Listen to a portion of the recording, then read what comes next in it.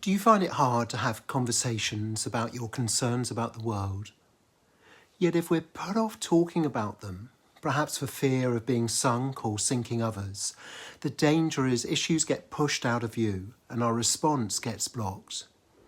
I'm Chris Johnstone, co-author with Joanna Macy of Active Hope, and I'd love to share with you one of the practices from the book that can help us become energized to address our concerns rather than be sunk by them.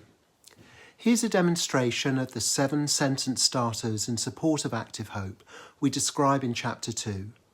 I'm grateful to Dr. Donta Council, who I'd never met before, for trying this out with me. So should we just give it a go and see where it goes? So for sure. What I was going to suggest is just in relation to time, I'm sure we could talk for ages on any of these, but I was going to suggest that, I don't know if you've got a timer handy. I've got a mobile phone that will go ping after a minute. If you have 2, that's handy, because then we can time each other. And what I was going to suggest is that we just set a timer for a minute for each of these 7 things. But when it's time, if the person listening, if they just raise their hand like that, and it's not like you've got to stop now, but it's more like, okay, that's a minute up. And so it's probably good to be coming into landing rather than, carry on. So if you're in the middle of a flow, like finish your flow, but that's the kind of, so that it's just a bit over a minute for each one. Or you might see the hand and think, oh, good, thank goodness, I'm ready to stop just now. Okay. And what I was going to suggest is that we take the first 2 together. So one person does number 1 and number 2. And then we swap over. So one person listens, the other person speaks. And the listener, all you just need to do is just give your full attention.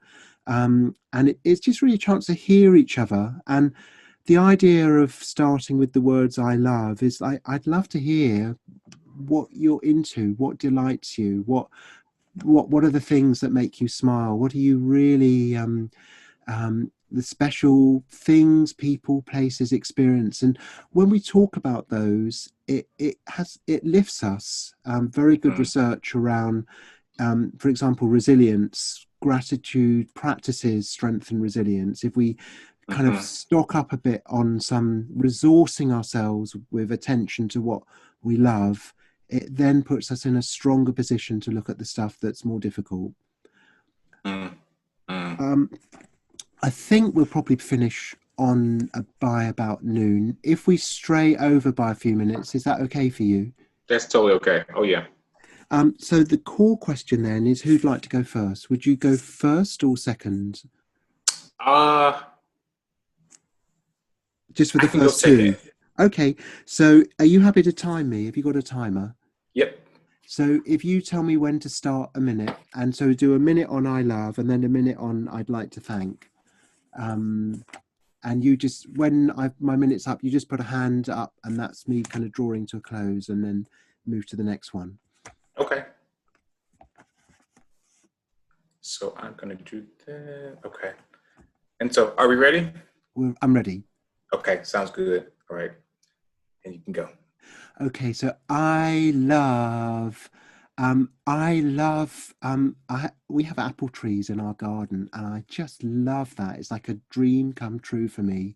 And I just love being able to eat fruit that we've grown. I love where we live. I live in the north of Scotland with Kirsty, my wife, who we've got a thing called the Teeny Weeny Farm. She grows flowers and sells them. That's her kind of work. And I love the beauty of nature and flowers that I've been exposed to. I was like flower illiterate for most of my life until just recently. I love the sense that we can step up and make a difference in our lives. Is that me up my minute? Okay, so moving on to number 2. So just tell me when to start. Go ahead. So I'd like to thank you, Dante, just jumping into the unknown here with willingness and enthusiasm, and also for the work you do too. And I want to thank all of those everybody who kind of shows up with a deep desire to act for, the common good. Really, it's like it really inspires me what I see, and it's kind of like giving ourselves to a larger story. I want to thank the important teachers who've helped me along on my part of that. Joanna, Macy, David Gershon. I want to thank my parents, my dad who died 17 years ago, my mum in her late 80s now. I want to thank my friends. I want to thank my friends who notice me, who care about me, who support me. Um, I want to thank trees, like with in so many ways. I'm surrounded by trees where I live, and they nourish and support and restore me. Is how am I doing? Is that Yep. that's about Yep. it? This is time. Okay, thank you, thank you. Okay, so you get the gist. Yes. Okay, Yep. it's so are you ready to go?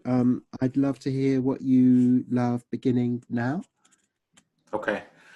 I love spending time with people. I love spending time with people that's without distraction and truly just connecting with people on an intimate basis. I love reading. I love being able to figure out new things and solve new problems and to gain new perspectives about life. I love walking. I like to feel the sun on my skin and to feel it makes me feel vibrant in some ways and makes me feel rejuvenated. So I've learned to really like being outside a lot more recently. Um, I love candy. I've always been someone who loves sweets, and so one of my favorite candies is Starburst.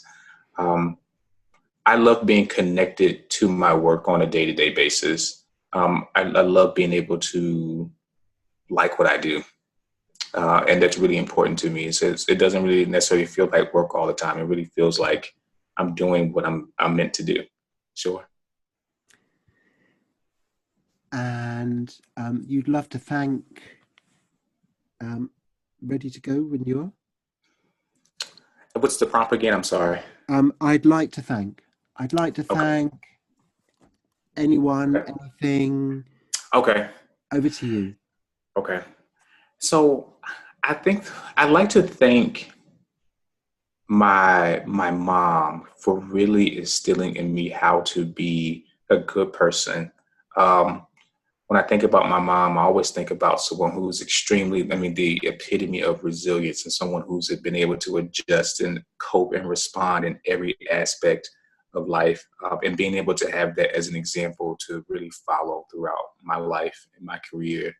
I'm thankful for my friends. My friends have been the ultimate support. When I think about social support and really being there, I'm thankful for my colleagues who continue really, they're vulnerable with me. We do work together. We collaborate without question. I'm thankful for hard times because hard times have really built a lot of my character and really put my character to the test in ways that have really expanded my own personal faith. Um, and reconnected me back into this work at times when I'm exhausted. Um, yep. Okay. Thank you, thank you. So we're on a journey around a spiral. So we're beginning with gratitude, and we're now turning to um, our pain. Really, the kind of the things that are difficult to look at, and particularly a sentence that begins, "Looking at the future we're heading into, my concerns include." And I don't know whether you'd like to continue speaking or have me go first. Can go either way. Yeah. I can go. Okay. Yeah. So I don't know if you've got in front of you. Looking at the future we're heading into, my concerns include. Looking at the future that we're heading into, my concerns include not elevating people who live in the margins of society. I'm concerned that we will continue to marginalize folks who have not been able to access the economies, who have not been able to access wealth, who have not been able to have some collective or individual upward mobility. Um, my concern is that we will continue to be selfish and that we will continue to be greedy in the ways that that really impact people of all people, not just people of color, not just people who are low to moderate income, but people in general. My concern is that we won't listen and we won't be intentional with our hearts. We won't open up our hearts in ways that we can empathize and sympathize with people, so that they do have the resources and the things they need to really just have a better quality of life. We don't all have to be rich. We don't all have to be wealthy, but we do want to have decent lives. And so my concern is that people won't live decent lives. Thank you. Thank you. So if you time me for a minute. Yep. And you are ready to go. So looking at the future we're heading into, my concerns include, and echoing many of yours, Donta, my concerns include that it's something about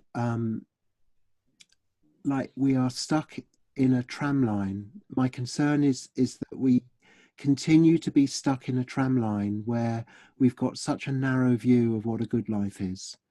And it's kind of like we're hypnotized by this view that a good life is about basically getting on and climbing up in this kind of race to be celebrated and important within a very narrow set of measures about what is valuable.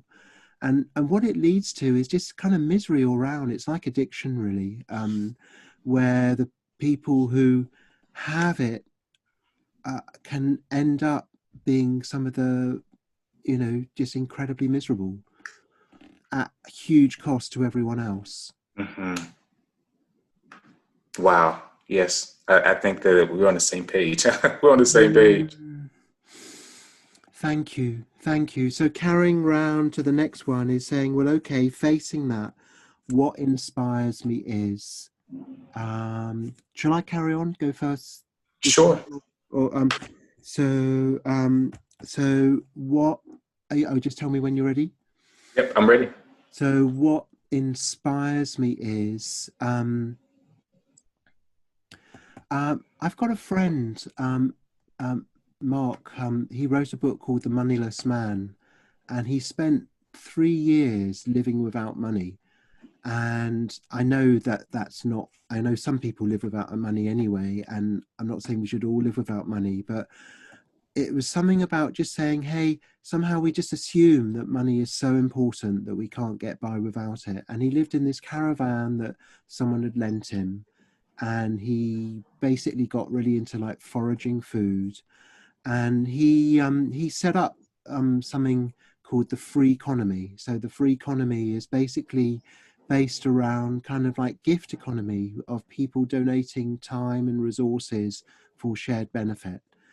And actually he has a really good quality of life. I mean, he faces more discomfort in winter than I would like, but yeah, anyway, so he inspires me. Awesome. And over to you. What inspires you? Anyway, a minute beginning. Sure. What inspires me?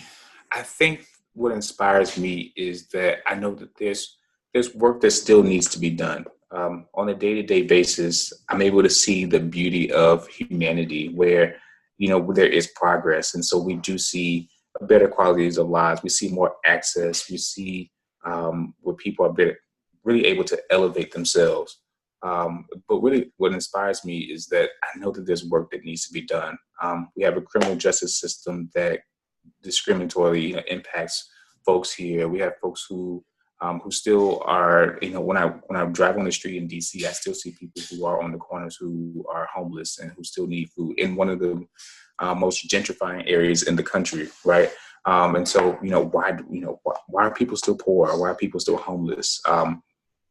That's the work that still inspires me, because in some ways I know that I can't save everyone, but I do know that I have the agency and resources to do things within my capacity. And so I'll continue to do that. I'm committed to that. So yeah.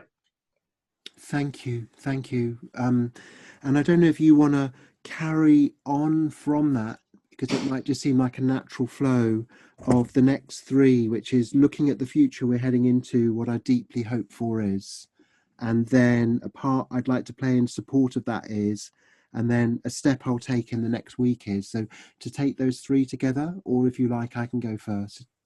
Okay. I'll let you take a stab at it first. Okay, so just Okay. tell me when to start. Okay, give me 1 second. And we are ready. So, looking at the future we're heading into, what I deeply hope for is, um, I think what I deeply hope for is something about like really waking up to how much we're missing out by being on the wrong track. I think like there's a wrong track which we've just kind of got misled really. And I think here I worked for years in the addictions recovery field with people with severe alcohol dependence. And what there was a friend who's in recovery for a long time. He said he didn't just give up drinking, he threw it away. Mm, And because he actually found recovery was like a much better way. And so I think what I really hope for is recovery. We have different things we recover from, but if we kind of think what we're recovering towards, it's about a better way. What I deeply hope for is that we find a common story of recovery that we can engage in together. And so if I carry on for the next one, taking these three together, okay. uh, a part I'd like to play in support of this is, just tell me when Okay. to go. You Okay, ready to so go? a part I'd like to play in support of this is, well, um, I think seeing recovery as not just individual, but as a collective process, and to see that there's so much to learn from addictions recovery, but also that's just one of the many sources that we can draw from. I feel like I really learned so much from my clients, but also it's like there needs to be a pooling together saying, hey, what are some of the different stories of recovery that are needed, some of the different ingredients of recovery that are needed. But actually this is something that it can be a win-win-win. It can be a win for individuals, it can be a win for communities and society, and it can be a win for the planet. And I know, maybe that's like rose tinted, because also I'm completely aware that we are heading for the most awful times in all kinds of ways. But at the same time, if we have that as like a destination to head for, okay, there's all kinds of things in the way, but yeah, so the part I'd like to play is something about reclaiming or putting myself behind a vision of hope that I really have my heart in, and being active in supporting that. And so a step I'll take towards this in the next week is, Okay. I go. Yep. So I guess also as part of my part in this is looking at the role of conversations in supporting recovery processes. And what I'm going to do in the next week is I'm going to have more of these conversations, and more, so having a conversation, but then having a conversation about conversation and saying, how do we apply design to conversation so that we can design the types of conversation that nudge us on and encourage us on, rather than what can also happen in conversation is that we can just feel somehow like undermined or disheartened or feeling what's the point. Okay. Okay. Awesome. Wow, that was really good. Thank you for your deep ears and listening. Um, and so just that sequence now, you'll go. So look, have you got the sentences, or shall I say them? So I was going to say I was going to pull them back up really quickly. but I didn't get a chance to pull them up because I was really distracted because I wanted to hear what you had to say. Um, If you want to pull them but up, or I can read them out, it's up to you. yep, if you could read them, that'd be great. Okay, so looking at the future we're heading into, what I deeply hope for is. Looking into the future, what I'm deeply hopeful is, I think I'm really hopeful in this space for true healing to happen with communities.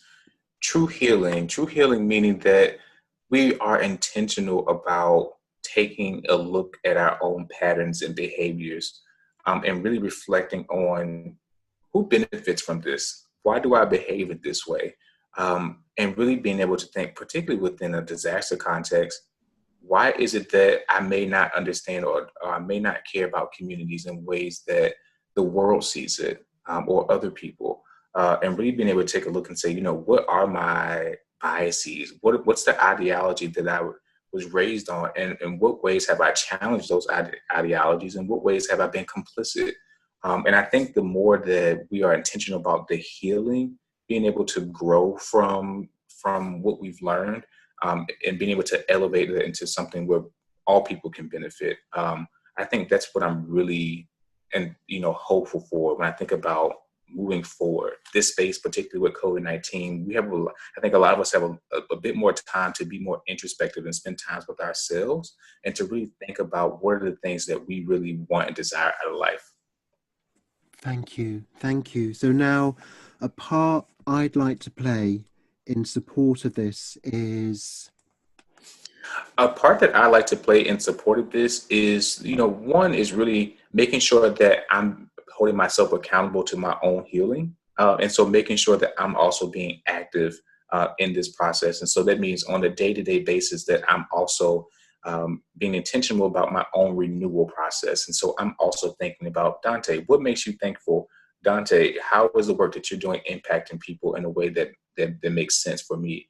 Dante, what is it that you could be doing more of that you haven't really necessarily done because you're scared, you don't know what to anticipate, you may not know the connections, and how can I move past that?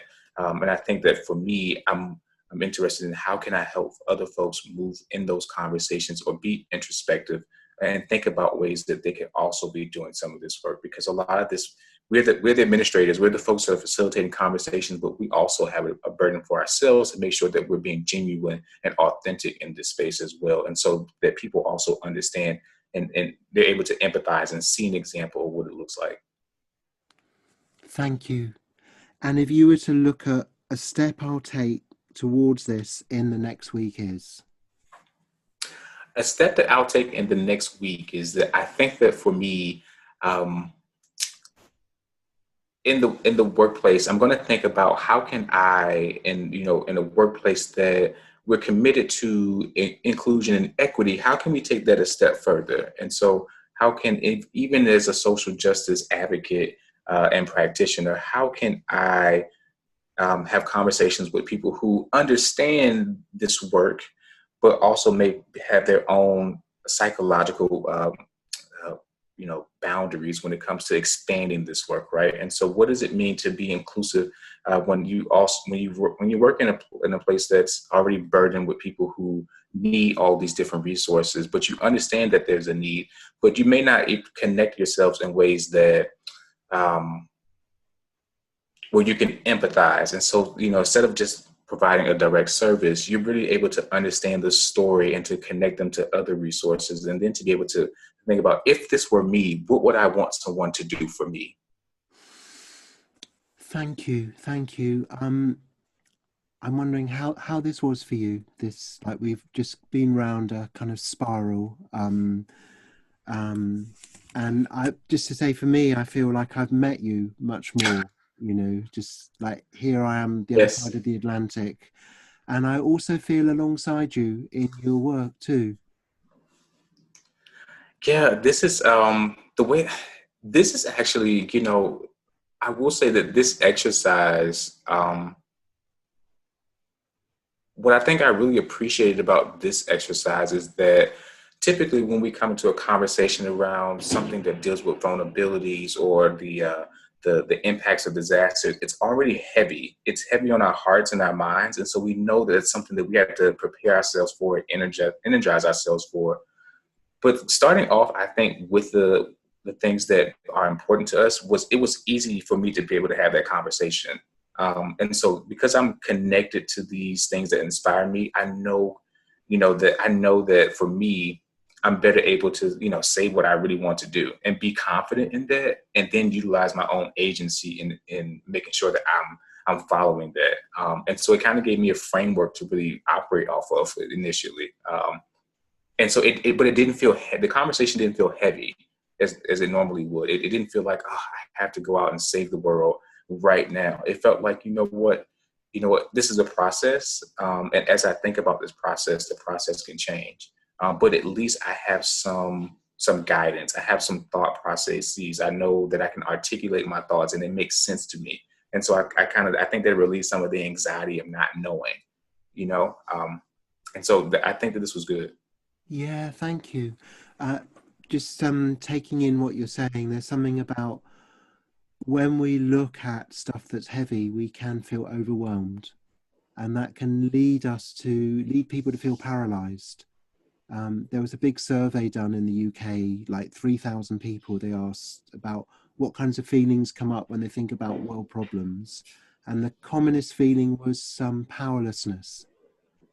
And that when people feel like, well, I hear people say, well, you can't change the world, there's nothing you can do. That it can lead to kind of people closing down, a kind of like closing off. And I suppose it's kind of like, what opens up a sense of possibility that, okay, I can't do everything, but I can do something, and it's worth doing. Yes. Wow. That's powerful. That's powerful. Oh my goodness. Yes. That makes sense to you. Oh, yes, absolutely. And this kind of conversation, do you think it supported that? It supported that sense of, okay, there's something I can do. It does. And I think that on a day-to-day basis, when I think about my own work, I think about, all the things that I could be doing. And I think for me, it kind of helped me to kind of take a step back and say, you know what, there are things that you love, there are things that you appreciate. And in this world, there is something you can do. And I don't think it has to be everything, right? I think what I call is the Mother Teresa effect, where you want to just kind of save the world. And it's like, you know what, I can be my own Mother Teresa right here, and have the same type of impact. And so it's inspiring for sure. For sure. It's almost like a rededication to the work with a new perspective. And I think part of that is that in some ways to kind of refill your cup, you need different types of energies and different perspective. And so this really helps to give, someone who does this type of work, we know that, oh, we can do all these great things, but sometimes it's nice to kind of take a step back and take a new perspective to the work. And to how can we know there's always going to be a need for something, but in this space, especially right now where, COVID-19, I think, has really exacerbated. There's a lot of things that have happened, but there's a lot of beauty in it too. And I think rethinking what that can look like now, with this type of conversation is really just like, okay, it's not that bad.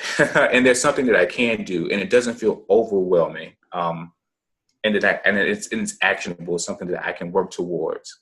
It's very helpful hearing you, and the words that you use are rededication. And I suppose seeing this as a practice, like a practice, some people, they do mindfulness practice, some people do Tai Chi practice, and this is a kind of active hope support practice.